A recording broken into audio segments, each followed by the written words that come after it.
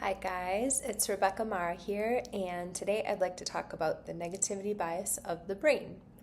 You might have noticed that most of your thoughts are negative.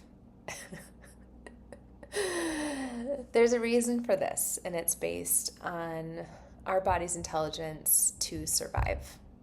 So, our brains are trained to assess threat and to be looking for threat at all times. And that's how we stay biologically alive, is by being able to see where there's a threat and to respond to it quickly. The only thing is that now we have these brains, these prefrontal cortexes that are constantly scanning for threat, and we're a lot more complex than our mammalian friends, and we seem to see everything as a threat or everything as kind of negative. But there is this reason for it, which is that we need to have a strong memory of something that is threatening to us that we would need to avoid. So if you're a bunny and you hang out in this one pasture and then you went to the pasture next to it and you realize that a lion was there, your brain is going to create a really, really, really strong memory, emotional limbic system memory of that pasture so that you can stay away.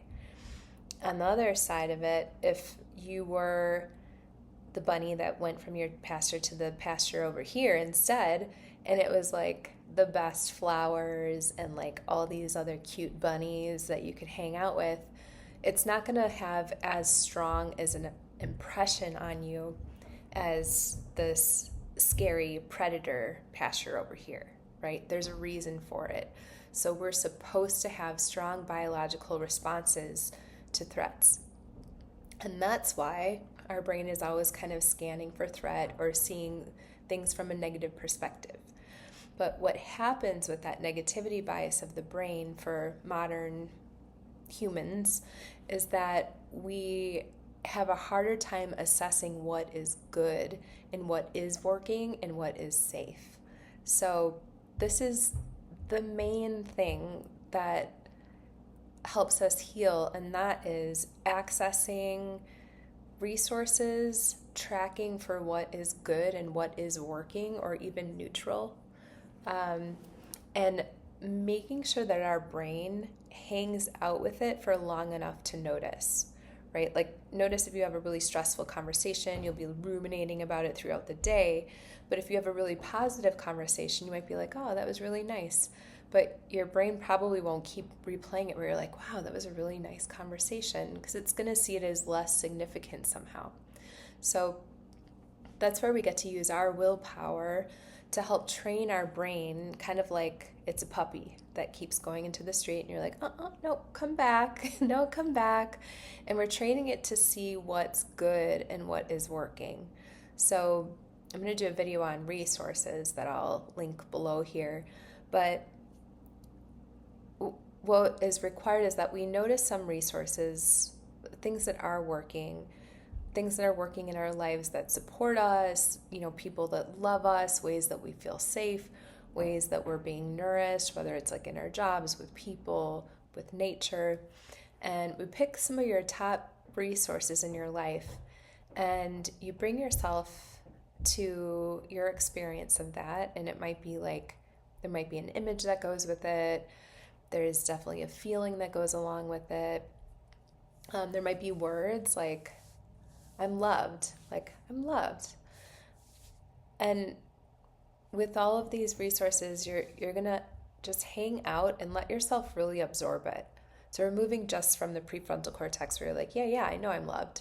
But the body doesn't get that picture. So we're going to force ourselves to slow down and be with that resource where it's like, oh yeah, I have these good people in my life and I'm loved, thought, bring it into the body. And how does that make me feel? And I noticed I just naturally took a breath right there of like something relaxed. I'm like, oh, okay, all my defensive strategies get to relax. I'm safe right now. I'm being taken care of. My energy is available to be connecting instead of protecting. And you're just hanging out with it for longer than what would normally be comfortable. So the reason is that our minds are going to move really quickly. Like, oh yeah, I got that. I'm safe. We like feel it for a split second, and then it moves on right away. But we're training it to stay with the positive longer, like it would with more of a negative thought or experience. And we're hanging out with that place of resource. So that's the formula. And then there are so many different ways of accessing resources or just things that are positive, right? Where you might feel like really stressed out about work, for example. And so our minds can hyper focus on that, like, oh, I don't know, spinning and spinning, and you're in this protective response in your physiology, even though there's no actual physical threat. And then it can help to break that negativity bias or that thought trance by being like, oh, wait, let me see all the things that are working in my life right now. And so that might be like sitting really mindfully, slowly recounting, like, actually, this is still really working with work. Like, I still make a decent income, or I feel fulfilled by this part of work, or just scanning more globally and being like, okay, what else is working in my life? Oh, I live right next to nature trails. I get to hike. I love my dog. I love my partner. I'm fascinated by all these things I'm learning. Like maybe you have a hobby or a sport, or a grandmother that's wonderful, or awesome friends. It could be anything, but you're spending intentional time to track all of the things that are working and that are supporting you in your life, because we forget it so easily. And that's part of sensory adaptation too. It's like we get used to things and we take things for granted because it's not a new, fresh experience, right? So that's where we have to train ourselves to keep coming back and being like, oh yeah, this is good in my life, and this is good in my life. And then you can take it to the next level, which is that feeling of gratitude and appreciation, which I don't know how they measured it, but they found out that appreciation and gratitude are a more highly elevated emotion than even love, whatever that is. That gratitude is actually the highest emotion possible. So, and when you're in that state of gratitude, your entire physiology changes, right? So you can spend this time of kind of getting a bigger perspective and noticing what's really working. And that could even be a physical resource in the moment, right? It doesn't have to just be in your life in general. You could be like, oh, but right now that leaf on that plant is really pretty, and I'm just going to notice every detail of it and get lost in it. Or, yeah, right now that's happening, but I can like kind of squeeze myself and it feels really sweet and comforting. So these are just little things that you can do to try to break that negativity bias of the brain, to train it to actually remember the good and experience the good and linger in the good and the pleasant and the pleasurable. So I hope that this is really helpful, and I am going to make a long video about resources because there are just so many ways to access resources, and everybody has kind of like the same resources, and then they're also very different from person to person. And even bringing in a resource can actually bring up a sense of a missed experience, so I'll teach you how to work with that as well.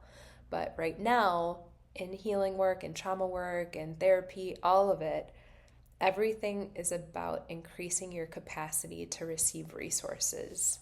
Safety, love, beauty, creativity, anything that's working, anything that's good, even anything that's neutral.